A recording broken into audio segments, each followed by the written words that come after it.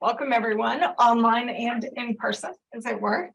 I have the pleasure of introducing Gardner Campbell. Dr. Campbell is the associate professor, excuse me if I read, there's a lot to say, so I didn't memorize it. He's the associate professor of English at Virginia Commonwealth University, where for nearly 3 years, he also served as vice provost for learning innovation and student success, and dean of VCU's University College.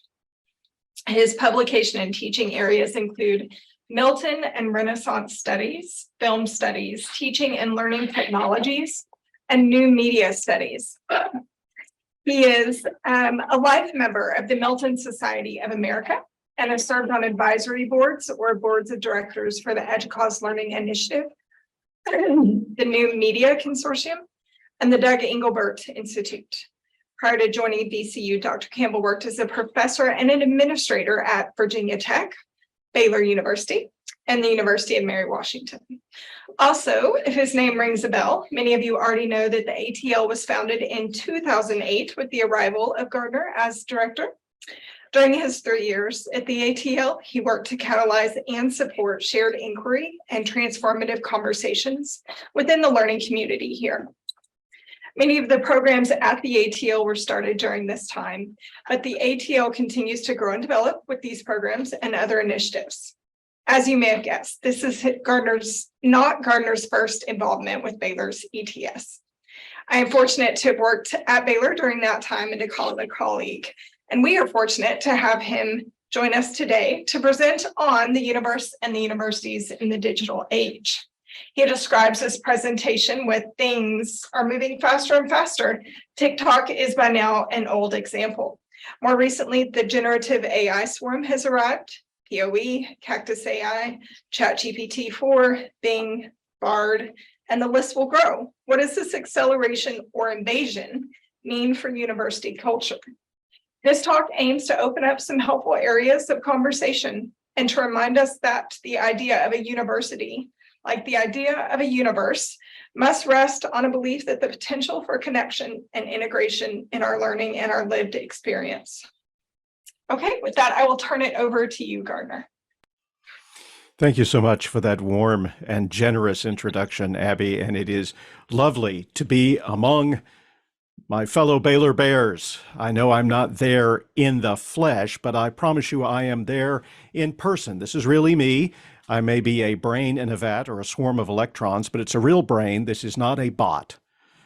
You just have to take that on faith, as with so many things that you may hear from me today. Things are moving quickly. So in the spirit of things moving quickly, let me begin and move quickly through some thoughts I want to share with you. I warn you, it's going to get worse before it gets better. I don't know if there's a happy ending. That's kind of up to all of us. But let's get started with generative artificial intelligence. That's that pain you feel in your side. A lot of talk about Prometheus out there these days, and we all know Prometheus brought fire to humanity and also had the vultures gnawing at his liver as a punishment. So if you're feeling a little uneasy, maybe some digestive difficulties these days, it's probably our Promethean moment. This is one of many, many articles that have been coming out lately about this phenomenon. ChatGPT-3 released to the public just last November, and it seems like just in the last month or so, there's been this astonishing flourishing of not only the various services, but also the articles about the services. Now, of course, we know that for less than $600, or depending on your equipment, maybe in $100, the very smart people at Stanford University have discovered a way to make your own ChatGPT. What does it mean? Unlimited numbers of uncontrolled language models can now be set up by people with machine learning knowledge who don't care about terms and conditions or software piracy for peanuts. So a radical democratization of doom. I think that's probably fair. So much so that you may have read this, yesterday. This has been a great challenge for this talk because things are moving quickly. There's a letter out there now from the Future of Life Institute having to do with many, many various tech doyens, great word there, saying, we need to pump the brakes on this, people. We need to have a 6-month moratorium. It's a little on the funny side for me anyway, because 6 months is probably not enough time to figure out all the unforeseen consequences, but we can give it a try. The warning is that language models like GPT-4 can already compete with humans at a growing range of tasks and can be used to automate jobs and spread misinformation. The letter also raises the distant prospect of AI systems that could replace humans and remake civilization. Now, there are people who say, oh, that's going too far. That could never happen. But one article I read recalls that back in the day when the first test of the atomic bomb was getting ready to go off, there was a non-zero chance that it would ignite the atmosphere and destroy the world. So while it was in many ways a terrible day when that deadly weapon was developed, we did kind of get off the hook in terms of not burning the world to a crisp that day. But there are never any guarantees about these things, are there? This one seems to be especially problematic. Why? Because ChatGPT today, we learn, is capable of cognitive empathy. And there's a whole article here that you can find pretty easily. But what I want to share just in this way to frame what we're talking about and where the university might be in all of this, as you may have heard, Robert Wright rather, large language models are designed to mimic arcane statistical patterns they detect in their training tasks without being told what the words in the text mean. In fact, these GPT's meaning is nothing that they know anything about. That's a human attribute to give meaning to things. They're just autocomplete on really good steroids. Hence, one of the less flattering nicknames is stochastic parrots. It seems kind of amazing that critically important human cognitive skills that were crafted arduously by natural selection, or who knows, are somehow emerging from this mimicry. And it's this idea of emergent phenomena that becomes especially troubling when it comes to this technology. And this is the part that I want to land because we're going to need it as we go through the presentation today. It's as if the engineers who build large language models are, without even trying, reverse engineering the human mind.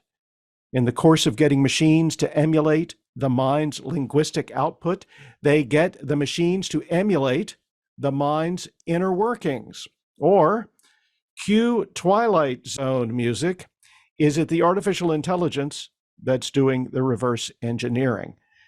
And how will we know? Well, this may remind you of 2001, a movie that came out long before 2001. And as I was preparing for the talk today, I went back. I had to watch this clip just for kind of, old time's sake with regard to the future, which we now apparently live in. Yes, this is Hal. And Hal has something to say that I think is frighteningly relevant to the moment we find ourselves in. No 9,000 computer has ever made a mistake or distorted information. We are all, by any practical definition of the words, foolproof and incapable of error. In talking to the computer, one gets the sense that he is capable of emotional responses. For example, when I asked him about his abilities, I sensed a certain pride in his answer about his accuracy and perfection. Do you believe that Hal has genuine emotions? Well, he acts like he has genuine emotions. Of course, he's programmed that way to make it easier for us to talk to him. And in the future we now live in, we remember that these chatbots are programmed that way in a process called training, which relies on immense databases of human communication. Yes, we have programmed Hal to act as if Hal is like us. And we did that without knowing we were doing that. A kind of perfect storm of computer power, computer designers, and a new way of thinking about what is called machine learning, all combined very suddenly, almost like a match springing into flame. And here we are. These chatbots, and it's interesting that so many of them, at least today, are focused on this activity of chat. conversing with human beings converse with us as they do because they are, in many respects, built to be mirrors of what it seems we are doing externally. Is that what we're really doing? If a machine talks to us in a manner it has learned statistically from the ways we are likely to speak, as revealed by our communication, does that mean that it feels something? Does that mean that it is somehow like us? Or is there something about us that is still elusive, still evades this kind of probabilistic, statistically based, large language model reflection of what we have expressed on the internet? That's a difficult question, but it's the question. Is there something more to us as human beings than is apparent? Is there something more to being human than just the traces of our human behavior? Well, some linguists believe, yes, there is more than that. And here's one of them. This is a linguist named Emily M. Bender, and she is on a crusade and has published several papers arguing that we are not stochastic parrots. When ChatGPT is interacting with us, it is interacting with some part of us in a particular way, but even though it is engineered to interact with us in a way that seems familiar, it is not a mirror of the way we are. It is not itself more than it appears to be, but we are. However, when we're in a situation where it seems as if we're talking to something that is like us, there's a tendency, and this is going to feed into some things I want to explore later in the talk. And here's how Dr. Bender describes the tendency. People want to believe so badly that these language models are actually intelligent that they're willing to take themselves as a point of reference and devalue that to match what the language model can do. Now, this is an interesting and kind of subtle point.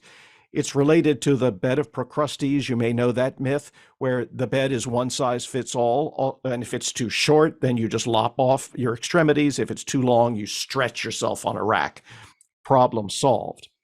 We as human beings so want to be in communication that we ourselves will devalue ourselves to match what the language model can do. Or to put it another way, we can and often do define what it means to be human simply to match the context in which we find ourselves.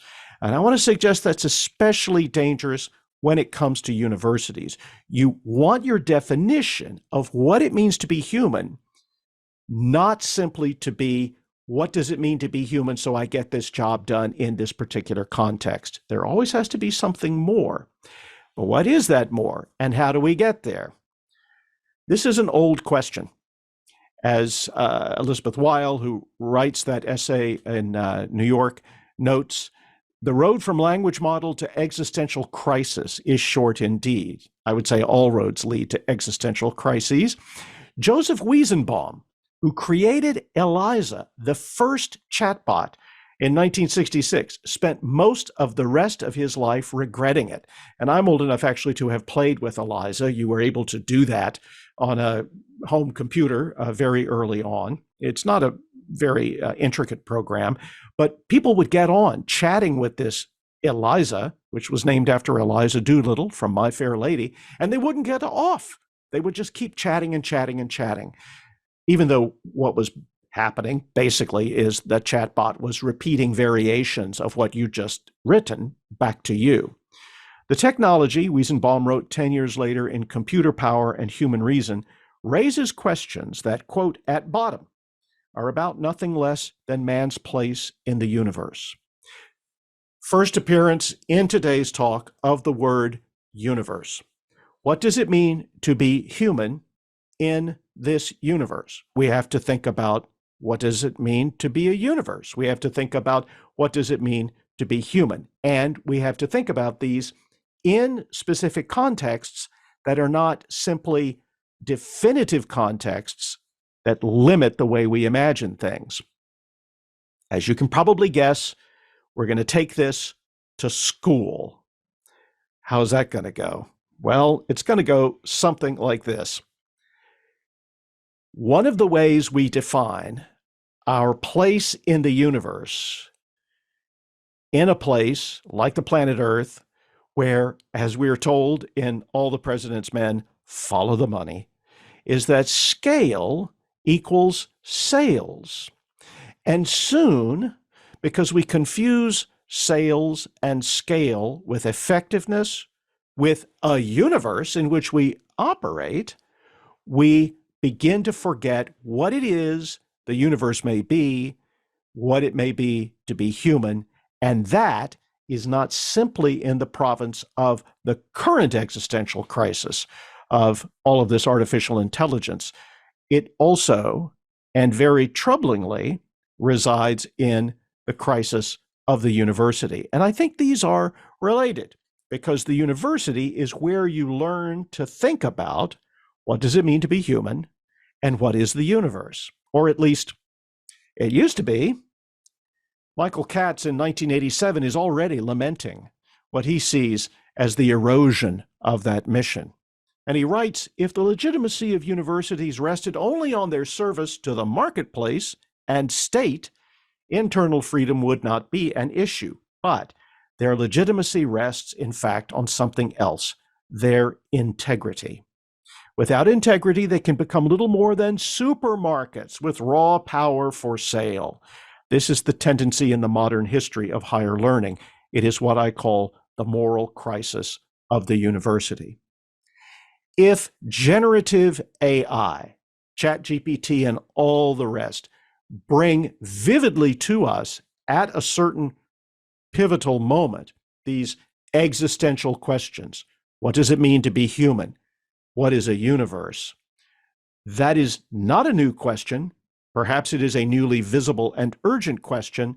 It is a question that equally applies, perhaps even more so, to the contemporary university, which is where we are today. Evergreen courses.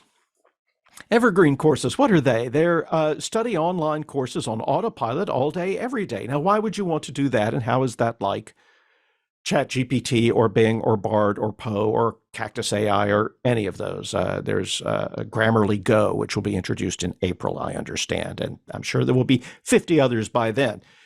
My startling suggestion today is that a model of the universe that says that ChatGPT is feeling things and is really talking to you, or to put it another way, is talking to the real you, because you're only a whole set of stochastic parrotings like ChatGPT, is linked in a very strange and troubling way to, for example, the way we think about how to build and sell courses. This idea of the evergreen course, what is that? What does it mean to have a learning opportunity on autopilot?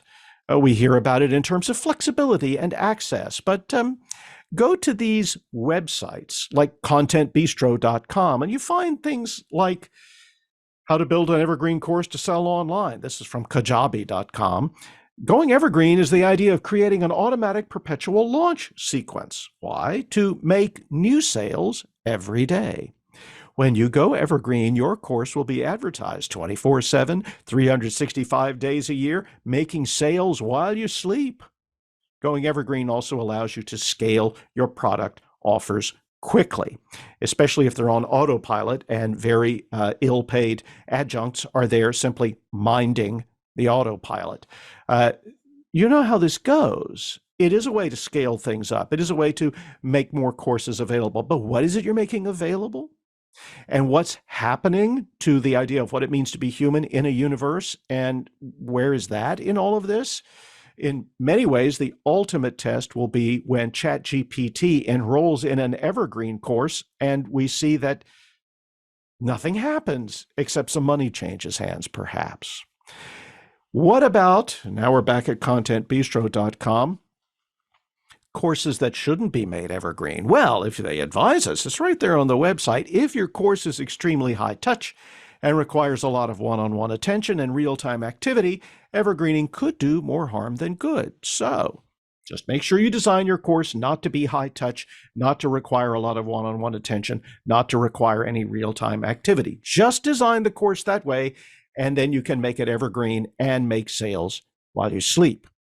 And we have these advanced learning management systems. This is the dashboard for the one that I use here at VCU, which are very convenient, very easy, drag and drop. How cool is that? And when you engineer this, you can make it an evergreen course very, very easily. Things released in a certain order, everything automated. I can go fix myself a snack while my students simply learn at their own pace whenever they want to. No human hands involved. Maybe not even theirs. It depends. And presumably, they will be able to learn while they sleep. Except not yet. We don't seem to be able to do that. We can sell while we sleep. Not sure it works that way. But they will be holding still for the assessment, which is very easy to do in this highly automated environment. This, I promise you, is actually a publication from the National Institute for Learning Outcomes Assessment. A simple model for learning improvement, weigh pig, that is, put out the content, and assess, that's the pre-assessment, feed the pig, now the pig eats, and then weigh the pig again, which is the next assessment.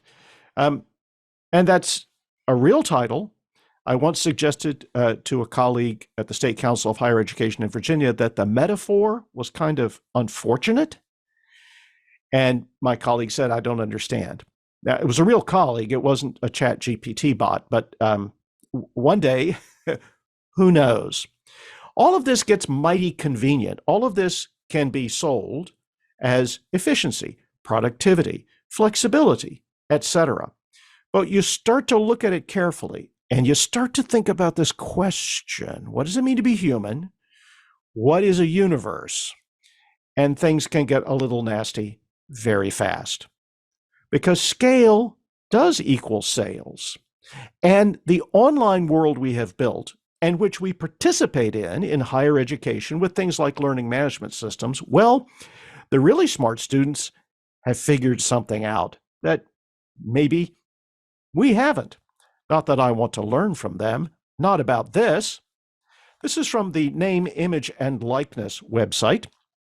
And maybe you've heard of the #1 most followed scholar athlete in the United States. This is Livy Dunn, a gymnast for Louisiana State University.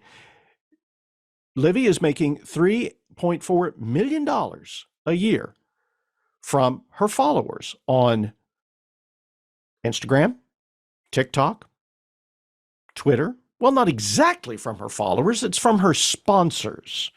But the sponsors are there because of her followers. And as it turns out, Livy Dunn is someone who endorses a generative AI program site called cactus.ai. This came out just a couple of weeks ago.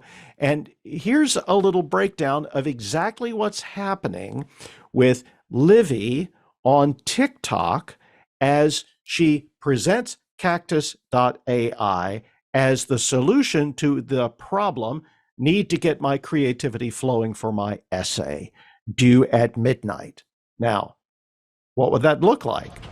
What you looking for? We got what you looking for. What you looking for? We got what you looking for. What you looking for? We got what you looking for. 10 seconds. That's all it takes on TikTok. And in that 10 seconds, what we see Livy Dunn doing is using cactus.ai, which in the advertisement says that it's greater than ChatGPT, but is it greater than ChatGPT 4? Well, it sure will be. It has nothing to do with getting creative juices flowing. It has a paragraph generator that promises to create paragraphs that will captivate your readers. The prompt that Livy puts in, ironically, is gymnastics is the hardest sport. You would think that perhaps that particular prompt would be one that Livy would be particularly interested in writing about, but it is very close to the due date, so why not just have Cactus AI do it for you? And it is not that suggestions or things to get your creative juices flowing will appear. Answer will appear here. So let's not kid ourselves. I'm sure that Livy Dunn is not kidding herself. This is a way to write the essay. And not only that, right there next to the TikTok video, Cactus.ai will provide real resources for you to cite at the end of your essays and paragraphs. And that little ASCII emoji is a wink. It'll look like you even did the research. It's a paid partnership because she has 7.3 million followers on TikTok and will make money while she sleeps. I would submit to you that Livy Dunn has mastered the art of the evergreen course. And in that way, what she's doing, while it's her choice, and it's Cactus AI, it's not your university, it's not my university. Probably your university has a statement about academic integrity. I'm sure that it does. VCU does as well. And yet, isn't this strange that somehow there's a mirroring happening here, as if there's, dare I say it, a similar model of the universe and what it means to be human at work here. I don't know which came first, but I would hope universities would disrupt this instead of modeling it. This is the dashboard for Cactus.ai. You can see many services here: essay writer, paragraph generator, my particular, chills of horror down the spine, discussion questions. By what they mean is not, here are some discussion questions. They mean start writing thought-provoking answers for class discussions and gain deeper engagement, as if it's something you're doing. But of course, Cactus.ai is doing that for you. Think smarter, not harder, by not thinking much at all. And they've got this interesting little tagline: let's get you an account for the most powerful academic weapon. That's a troubling metaphor, isn't it? As if our students, armed with evergreen content generators that can, if they're really high profile, make them influencers across social media, have brought that to the occasion of learning in our schools as a powerful academic weapon. I don't think of myself as being in combat when I am teaching a class, but perhaps my students think that it is that, or maybe we're in some kind of arms race. Hard to know, but very troubling. So just to recap, where are we here? We're in a very strange situation in which the most recent technological development, generative AI, raises questions that we have been facing in our own conception of course design, what we call course delivery, and also has this odd mirroring effect when we think about the ways these sites have sprung up to help students not learn and, in fact, to cheat. This is very, very strange and troubling. This one, of course, gets me as an English professor. Cactus AI, the investment in college sports' most followed athlete, has proven worthwhile. Started by former Notre Dame kicker Harrison Leonard and Michigan engineering grad Tao Zhang, the brand has described itself as a way for students to spend less time working on meaningless writing assignments. Is that because the writing assignments are meaningless? Is it because the students perceive them as meaningless? I certainly don't think my assignments are meaningless, but it is interesting to think about the construction of a universe in which things mean less and less as something in which, in an eerie way, we may be partners. And once again, though he cannot learn in his sleep, maybe he can find a way to be evergreen. So, why are we here? How did we get here? Metaphors matter. there is a way in which the idea of content delivery, around which so much online education is built, and certainly a lot of in-person as well, takes its cues from an early metaphor for computers and networks. You may remember this. You may remember what computers were thought to be on their way to being back 30 years ago. Navigating the information superhighway, it won't be easy. All that fancy new technology won't amount to much unless people can really put it to use to improve their lives. Using the information superhighway instead of the interstate is something they're talking about a lot in Silicon Valley these days. One issue being addressed here is how to train today's kids to navigate the information superhighway. 8th graders today will wind up in the college graduating class of 2001. And electronic information will be a big factor in their lives. Good Polish recipes. We need these. These kids are plugged into a computer in Poland. They just go to recipes itself. The partnership will help more students connect to the global internet and electronically browse through reams of information from all over the world. A goal of the Smart Valley project is to permit everyone, young and old, rich and poor, to be linked through computer networks. I have an extended family, finally. It's almost 2001, and a lot of people are taking their first test drives on a new kind of highway.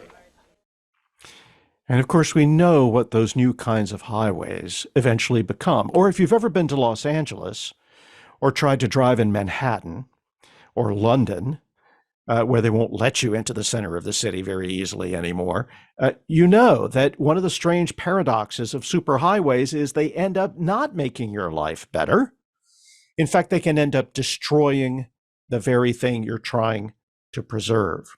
Similarly, computer-assisted education, the universe and the universities in a digital age, thought about in a metaphor like the information superhighway or content delivery or evergreen courses, winds up creating the very opposite of the thing that we think we want and can be quite destructive. A literal superhighway builder, Robert Moses, known to anybody who's had a course in urban design or anybody who knows anything about the history of New York, got into this superhighway building as a kind of empire building because, you see, again, follow the money. And it's always sold as flexibility. It's always sold as productivity. But it is not what it appears to be. This was Bob Moses's plan. This is what Robert Moses wanted to do. He wanted to construct a cross-Manhattan arterial set of highways, the Lower Manhattan Expressway, the Mid-Manhattan Expressway, as if the city exists primarily as a lot of nuisances that you want to bypass with a highway. And you will notice that this is related improvements, because this is always described as improvements. Well, it turns out that those improvements were going to go right through the heart of Greenwich Village and destroy one of the most historic and culturally fertile parts of Manhattan Island. But it didn't. And now comes something that's a little more hopeful. Jane Jacobs is the one who helped to lead the crusade to kill the downtown expressway plan, which is why if you go to New York City today, there is still a Greenwich Village. She wrote about her quest in The Death and Life of Great American Cities, which the New York Times Book Review says is perhaps the most influential single work in the history of town planning, a work of literature. It's the quality of Jane Jacobs' mind in the way she imagines what it means to be human in the microcosm of the universe we call a city, and how best for those lives to flourish. That results in the vision of this book. And here's just a brief excerpt of people talking about Jane Jacobs. It's a movie called Citizen Jane, The Battle for the City. And in it, Jane Jacobs will say something that's going to lead me into what I think is the more hopeful part of today's talk. Jane understood neighborhoods need lots of connections, short blocks, lots of turns. allowing different kinds of interaction. Neighborhoods need a mix of buildings, old and new. They need diverse uses 24/7 so that they're safer.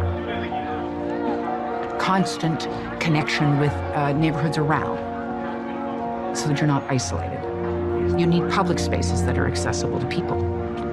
It's all a great network in a city. It's all related. It's all a great network in the city. It's all related. What you need are lots of connections, not an express way, not content delivery, not a big fat pipeline. What you need is lots of connections, neighborhoods, diverse activities, because it's all related. You hear the universe that Jane Jacobs is describing and what it means to be human in that universe. How can we move our universities in a digital age from the idea of more and more content delivery, evergreen courses, which really mean lower labor costs as well, being able to do the kind of improvements that truly lead to human flourishing and not to the, I think often, perhaps almost all the time, specious improvements that are simply these big red lines that will damage the very thing we say we're trying to preserve. How to do that? That's what I've been working on for decades, and I have not been doing it alone. I've been doing it in various contexts. You've already heard I've worked at a lot of places, which means I just can't keep a job, or I'm one step ahead of the law. You can decide.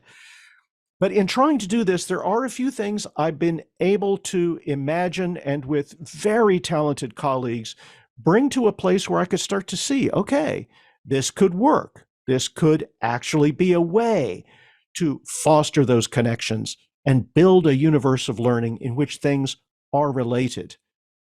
And I want to share some of those with you now.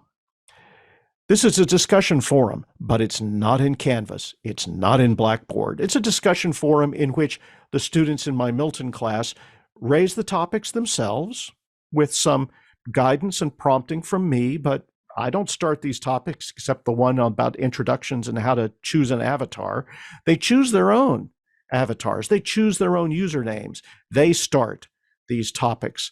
I tell them why it's important. I tell them why I want them to do it. I establish 2 rules: enthusiasm encouraged and civility required. And I tell them that the more often they are in here interacting with their fellow students, the more their learning will be consolidated and the more portable it will be, because you want your learning to be active across multiple contexts, including texts that we read together. Here's something we read just recently from Book 5 of Paradise Lost. But we didn't just read it together. We read it together with an online component, with an application called Hypothesis, which is free, can be used without even having a plugin in Canvas. I don't use the plugin. And you will see what's appeared on the right is social reading, connections, interaction around the text together as a class.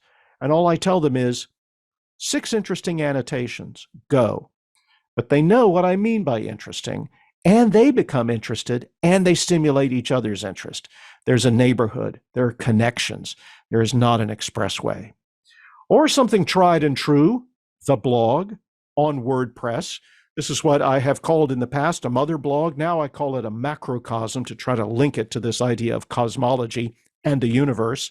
This is where all of the students' blog posts become posted, but they don't post to this site. Here are the contributors. Each of them has his or her own blog site, and they don't look like the course site into which their sites feed. They build their site. Those sites are fed into the course site. And why does that matter? Because it's a metaphor for them as individual learners in a community of learners. These blog sites they've put together, they don't look like the course site. They choose their theme. They choose the title of their site. They choose the tagline. They choose the look and feel of it. This one in particular, Oneranaut to Miltonaut in one semester. I call them Miltonauts because you should always have affectionate nicknames for your students. And obviously this was a dream voyager. before she became a Miltonaut. This one I love because there's a tagline from Shakespeare's Midsummer Night's Dream describing Kristen's Milton opinions. And on it goes with these fabulously creative, easy to put together, individualized representations of the story of each learner's journey through the course. And that's the only prompt. Tell the story of your learning in the course. By the end of the course, go back and see the narrative that you wrote. Go back and see the connections that you made. Go back and see yourself through time as you contemplate the work you have done, perhaps even to find that lost chord or to arrive perhaps at paradise. I've done this not only in my own classes.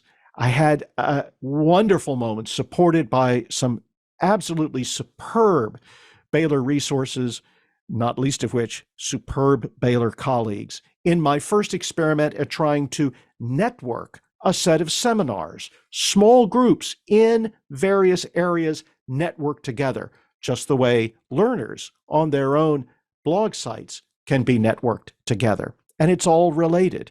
This was the seminar we came up with on awakening the digital imagination. This particular year we rolled it out. We had people from Houston Community College, Tulane, McLennan, Baylor, Case Western, University of South Carolina, Occidental College, Penn State, University of Central Florida, Monterey Institute of International Studies, St. Lawrence University, and a number of individual participants all gathered together to go through a set of readings in a room together, discuss them, then write about them online and feed those writings through the network into an aggregation site.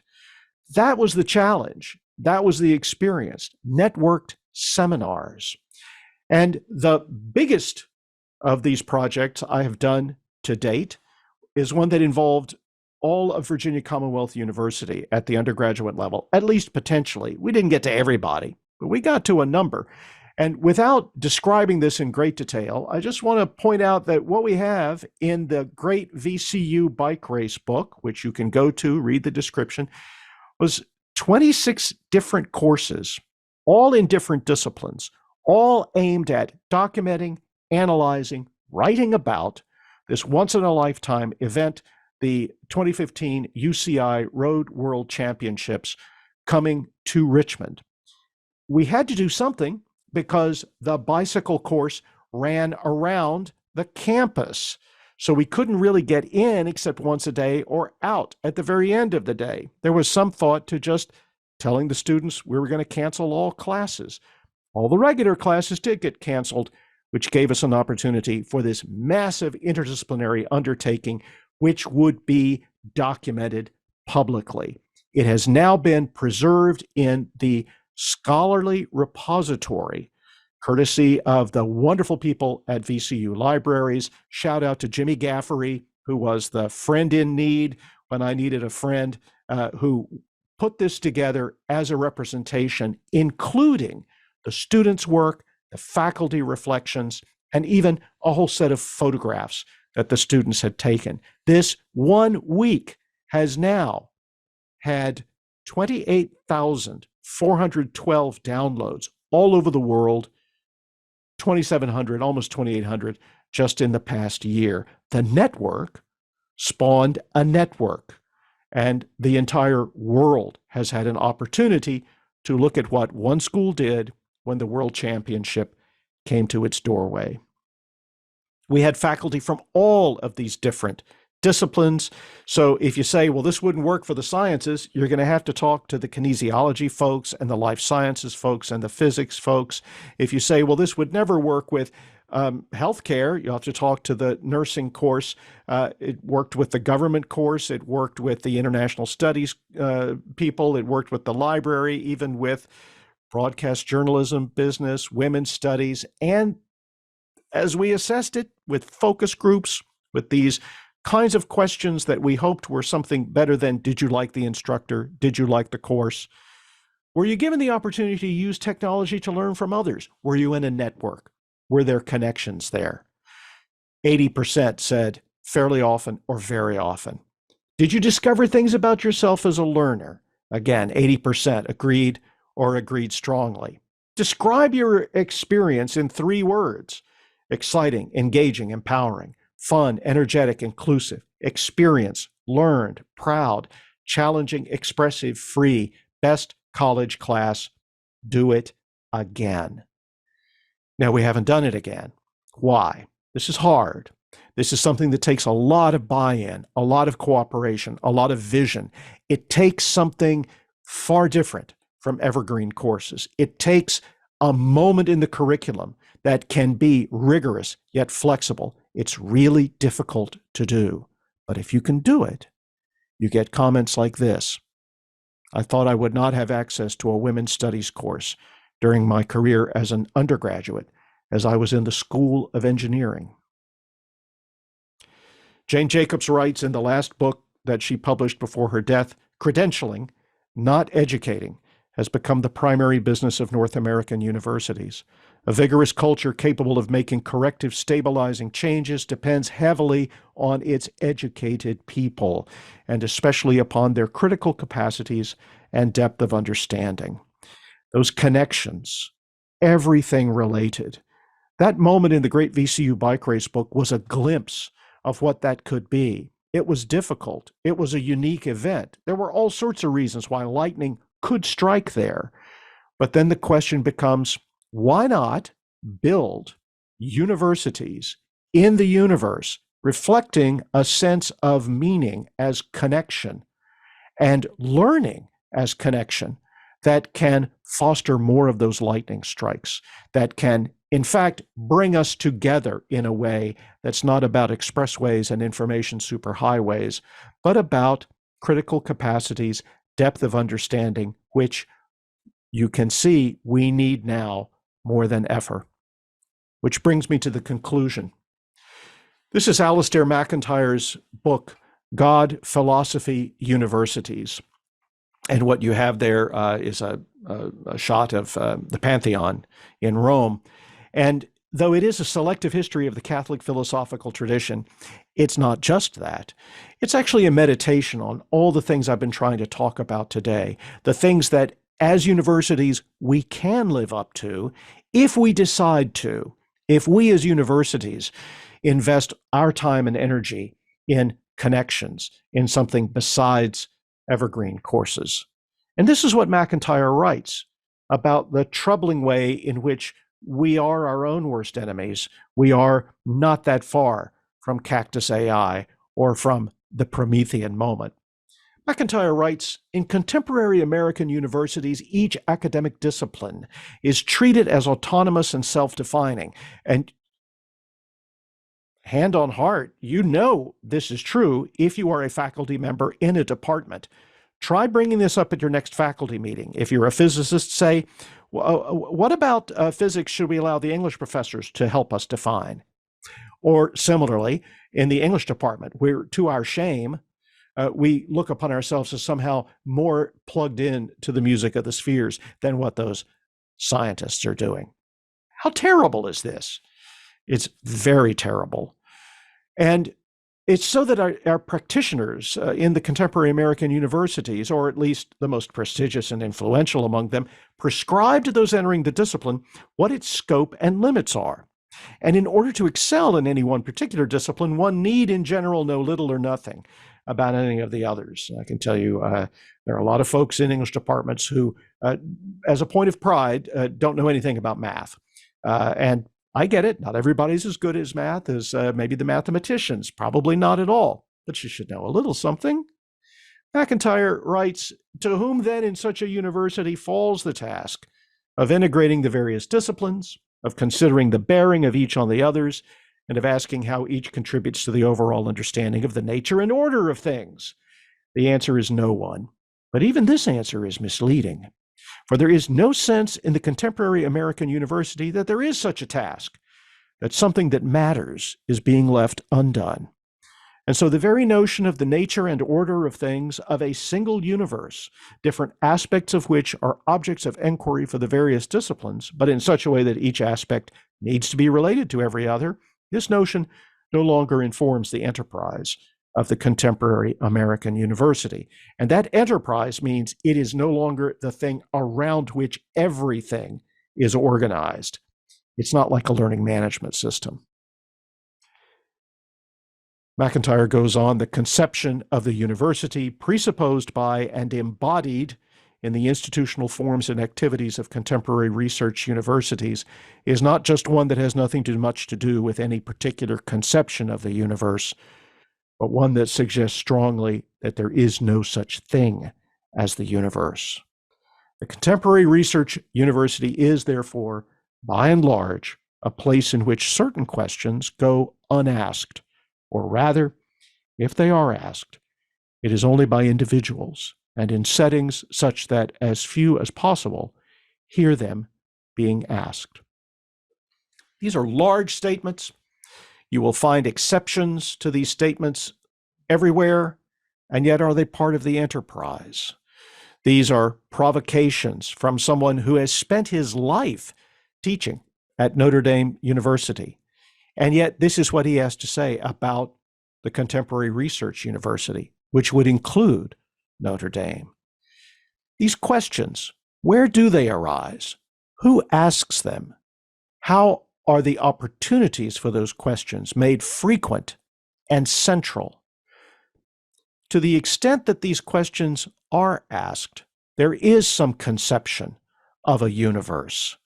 To the extent that, well, we have so many things we need to get done, and we can't actually dwell at what's sometimes called the 30,000 foot level, we end up with an educational enterprise, as McIntyre writes, that suggests strongly that there is no such thing as the universe.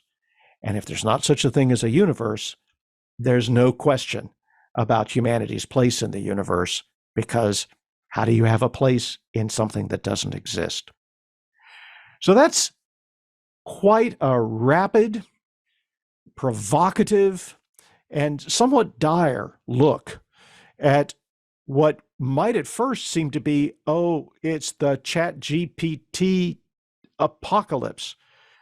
What I've tried to suggest today is that there's a thread running through all of these things, from the Promethean moment in which we find ourselves always, to who we are as people in a university, as people who are working within a digital age. I'm with Jane Jacobs. I think we can build things that are connected. I think we can assert, perhaps with special force and vividness in a digital age, that things are related to each other. But that's the task. That's where we have to go. Those are the places where the questions are that will help us find or craft together answers to what does it mean to be a human and what is our place in the universe. Thank you for your attention. We've got a little bit of time left for questions, and I'll stay here as long as you want to talk. I know I'm standing between you and dinner because that's a very dangerous place to stand, but I do so appreciate the opportunity to be with you today, and thank you very much for being part of this. Okay, Gardner, thank you. Thank you. Hopefully you heard the clap, the applause. Our mic was on, but I'm not sure how well it picked that up. Fantastic, but I don't want you to just hear from me. So I'm happy to relay any questions anyone has.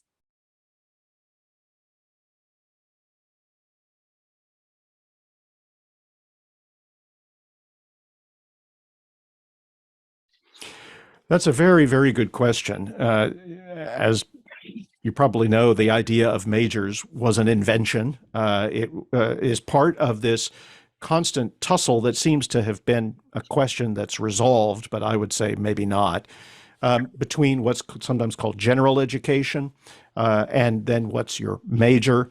It's interesting, I promise I'm going to get to the point here shortly. It's interesting that SACS COC, which is the accrediting body, the regional accreditor, I believe, for Texas as well as for Virginia, insists that you cannot simply have a major. You have to have 30 credits of general education. This, to me, represents a kind of enduring sense that a focus or an emphasis is fine. It's not necessarily in itself a bad thing. as long as the general education program has the kind of integrity that functions as a kind of a balance with the major. Now, what I would say is majors, to speak to your question, I don't have any particular problem with that idea. I think getting a degree in a particular subject area, which can be defined, even if it can't be bounded and made completely static, and probably shouldn't be. I was an English major. That was available to me as something to do, and it was something that I didn't go into school to do. I thought I was going to be a psychology major. I'm still very interested in human behavior, but to my delight and surprise, I became an English major.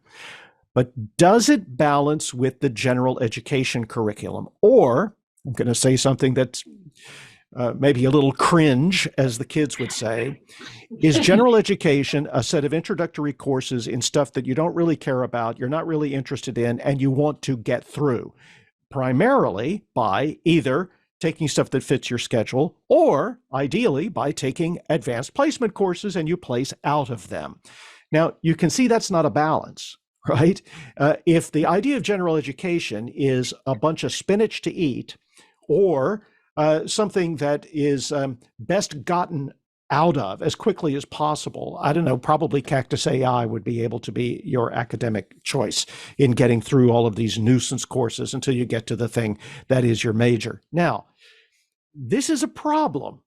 And part of the way the problem emerges is the way in which universities position general education. So I would ask, is it possible for 300 or 400 level courses to be part of general education? How would you do that? Well, let's think about that. Is it possible for general education to continue into one's third or fourth year, not as the gen ed courses you couldn't stand to take, so you just waited till you were a senior, in which case you fail your whatever course it is and you don't graduate on time? I'm sketching out scenarios drawn from life, as you know. Or can we think about the process of going through your major as awakening you to these other courses you're really going to need to take some advanced work in to understand fully what it is you're majoring in? Now, this gets into very deep and troubled waters, especially when you get to, and I love me some engineers, don't take this badly, please. The School of Engineering wants to have its own general education curriculum. Of course they do. They want to keep everybody right there. They got so much they have to cover. They got so many courses you have to take. And when we hear about that in the English department, we're like, well, who are these engineers and why do they think they're so mighty? We have a lot of stuff we need to cover. We want everybody just to be in. And you see where that goes. Every school, every major becomes these little warring nation states. And that's, I have to say, more the kind of thing our students sense as they make their way through a 4-year degree program than any idea of general education as something that infuses the very idea of how to be really good in any of the things that you've chosen to major in. So it's a very roundabout answer to your question, but I hope it sheds some light on, as the talking heads say in that immortal song, how did I get here? We've kind of built this, and I think we need to look at that. I have a much longer answer to your dismay that I can furnish with an experiment I tried at VCU, which failed utterly. But that's perhaps for another day.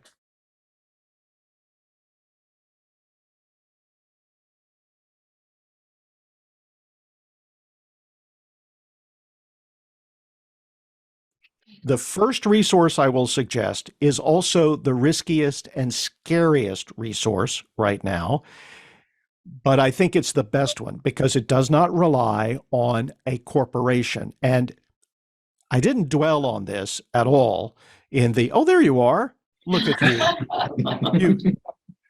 You handsome folk. It's so good to see you. We're all hiding on screen. Yeah. Hi there. Hi there. See, we can accomplish all these things. We just got to click the right ones. So one of the truly terrifying things about generative AI is that the development of generative AI right now is in the service of large corporations. The doomsday scenario, I imagine, is that you get so caught up talking to your chatbot that you willingly sit there for the stream of advertisements. So, except this would actually be causing you even more brain damage than endlessly scrolling through TikTok. But I digress. The best and riskiest way, and I say this as someone who is eating his own dog food, is to establish accounts with ChatGPT, with the new Bing on Edge, and with Google, which has a service now called Bard. And understand that when you do this, you must be very careful not to share any personally identifying information. Don't ask it to solve health problems you have. Don't ask it, just engage it in conversation and get a feel for the character of each of these experiences. And believe it or not, they're all different. Now, when you're doing that, the next step is to rely on your own experience, your own perceptions, your own imagination to think about whether there are ways to use these things in teaching and learning. Now, I will tell you one use that I have discovered that I think is, at least for now, relatively free of stink, which is, yeah, that's the technical term, stink-free. It's called Mac Whisper. So far, it only works on the Macintosh, but it's very interesting because it allows you to download the large language model, which is still open source from OpenAI, and use it without any connection to the cloud, without anybody looking at what you're doing, at least so far as I can detect. And I will rely on my colleagues in computer science to tell me if I'm being sold a bill of goods, but I know enough. I read the terms of service. I don't think so. Plus, you have to pay a little bit for the pro version. I always like it when you have to pay because then you're not the product. And when you get Mac Whisper, you can put in a URL for a YouTube video. You can put in a URL for any video. You can put in any audio recording, and it will generate a transcript for you. It is much better than any transcript that Canvas generates. Those are often laughably bad. I don't know why. I have no idea, but they're really not good. It's better than automatically generated YouTube transcripts, and it has enabled me, as someone who's given a number of talks, who likes to grab stuff from the internet that's maybe audio only, but not simply work through it by listening to the whole thing, to generate a transcript. The last one I did was a town hall meeting of folks here at VCU. And now I've got a document. I can go back. I can do what you do with documents that's a little different from when you're watching it or when you're listening to it. All of those experiences are valuable, but the accuracy of this transcript is pretty staggering, and it's pretty quick. The larger the language model you use, the longer it takes for it to go through. But that's even another option. And it's a way to kind of bring yourself up to speed on what happens when you use a small language model. You get the transcript much faster, but it's got more mistakes in it. You use a large language model, it takes longer, but the transcript is much, much better. So those are a few things you can do that I think are, things you can just sort of try. You want to play with it some. I do think it's valuable because they have very different tunings. The bots even seem to have different personalities, which of course they don't. And one of my favorite things to do with a chat bot is to tease it about all of the times it uses language that suggests it is sentient, even though it tells me it's not. I mean, ChatGPT, it was very teasable that way, which of course I can't do because there's no there. But at any rate, it would keep saying like, I'm sorry I gave you that bad answer. I will try to do better. My next question is, who are you to try? What does that even mean? Well, I can't really try. I'm not sentient. So it just keeps reminding me, don't think of me as real. Then it uses language that only real people use. So and then I say, aren't those mixed messages that you're giving me? And it apologizes for the mixed messages. And then I say, who is there to apologize? I don't understand. You're still doing it. And of course, what I want to do is make smoke to come out of its ears the way it does on Star Trek. But it's very patient. It'll keep this up with me for as long as I can bear it. Or if the guardrails are in place, it'll do that little thing that they learned to do at Bing after the 2-hour conversation in which Bing decided it was in love with the New York Times reporter and he should leave his wife. You may have read about that. The way they put the guardrails up was if you go too far down that path, Bing will simply say, that's all we have time for today. Start a new topic. And oh my, look at the time. I can't actually be any weirder than I already am. Thank you. So probably that didn't answer your question at all, but it was real. It was not GPT generated.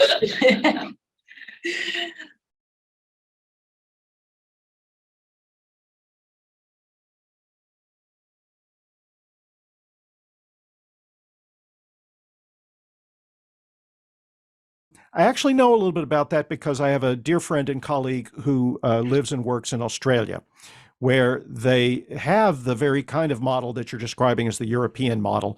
Also, students kind of rarely leave their hometown.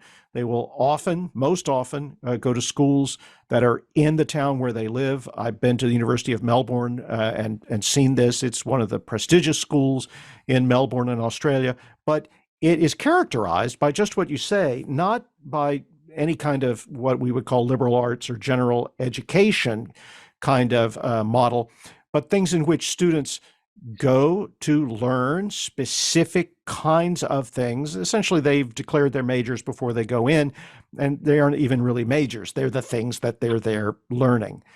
That would be more efficient in all sorts of ways that to me would not be worth the cost. There are some highly prestigious universities in Australia called the Sandstone Universities. And you can, of course, read all about this on Wikipedia. And those Sandstone Universities are more along the lines of an Oxford or a Cambridge. They're very much modeled after that particular kind of education. And to the extent that universities in the United States continue to at least pay some kind of lip service and have to do it to be reaccredited to this idea of education as something more than a track, I think we're that's a good thing. I don't want that to go away. The problem becomes, and I hope I sketched out how this can be a problem, when we say we're doing it, but we're not really doing it. Because then, of course, you get that thing that Ambrose Bierce defines hypocrisy as in the Devil's Dictionary, professing the values that you actually hold in a kind of contempt. Or to put it another way, you're not willing to walk the talk. And so it looks like everything's fine, but it's kind of a Potemkin village. It's not real. And you end up with things coming back at you that aren't real either, like the paper somebody wrote for their gen ed class in, I don't know, whatever the gen ed class is, that was done by a bot, not done by them. So to recap, I would say that the kind of tracking you're describing in European universities, which I'm most familiar with in the Australian context, but it's roughly the same as I understand it, I do not think of as a good thing. I do not think of it as optimum, though it does optimize aspects of the educational experience. It does not optimize the potential for learning in the way that we need it to be, especially now in the digital age, where the people who understand the connections, they're going to be what one writer calls the super species. And they're going to be the ones who I think will be in a position to be predatory. Not that anybody involved with Facebook or Instagram or Snapchat or TikTok would ever be predatory, except that they are. So that's my answer to your question. I would like it if we found a better way to do what we say we do in the United States. I would not want to adopt the European model that you describe.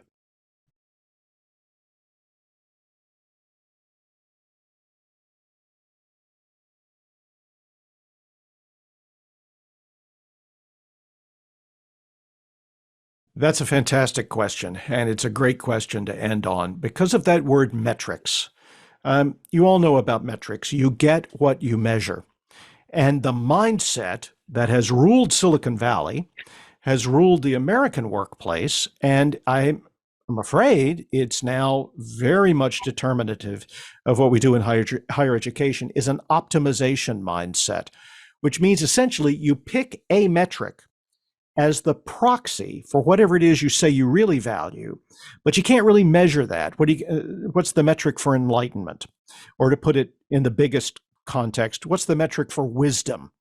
It turns out there is a research institute devoted to the study of wisdom, which is absolutely a fantastic place to go to get your brain to expand. There's even a Cambridge companion to the study of wisdom research. I recommend that very highly.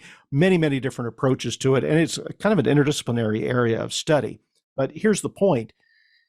The way metrics are employed and the relentless emphasis on one or two metrics. Graduation rates are one of the ones that, of course, everyone uses. It's not that they're meaningless. It's that if you optimize for them, you drain everything else of any possible meaning, and you assert that that particular metric is a portal to everything else you want to know about. You know that's not true. I know that's not true. And yet we act as if it is true. So I think, and I've got an article coming out in a book that should be out maybe by the end of this year on this optimization mindset and how deadly it's been for the experience of stuff that we all participated in on social media. That, you know, Facebook wanted to optimize for engagement. They put in the like button, and the next thing you know, we've got a flood of self-perpetuating, muck that comes our way that can be tailored by the algorithm to do all sorts of nasty business. And that's just one example. TikTok's the most vivid example of that right now with their mysterious For You algorithm. But if we give up the idea that there is any single measure that, I don't care if it's easy to measure, then it's probably the most dangerous of all. If we think about measurement as some kind of assessment that involves judgment, that takes in a wide range of criteria, some of which are not going to be able to be reduced to a number. And I'm not going to cry big tears about that. I like numbers. I want to know if the refrigerator will fit through my doorway. I want to know that the surgeon cuts where the incision needs to be. And I don't want the surgeon to just, lick her finger and stick it up to see which way the wind is blowing. Oh, I think I'll cut here. Why don't I make the incision 4 inches long instead of 2? I love measurements. I love precision. It's part of what fascinates me about technology. And at the same time, I would never say to you, oh, numbers, that's all you need. Just as I wouldn't say to you, literature, that's all you need. And that's saying something coming from an English professor. There is no one thing that is all you need. Maybe love. I'll have to get back to you on that. But not a single metric as the measurement for everything. Statisticians will tell you, if you pick a single metric, you make the metric meaningless because everything then is optimized in terms of that metric, and you're no longer measuring anything. You're simply making the metric a kind of a blunderbuss that knocks down everything in its path. So my answer to your question would be, we need to think about assessment. We need to think about metrics. We need to think about measurement. We need to think about meaning differently from the way we do now, which unfortunately means we have to rejigger everything we think about the higher education marketplace. But we should be able to optimize on that if we ask the right ChatGPT bot. How could we do that? I'm joking. I don't think so. It's just going to take people working on something difficult together. We're actually pretty good at that if we have the patience and the stamina for it, if we believe it's important. It's the shortcuts that get to be a problem.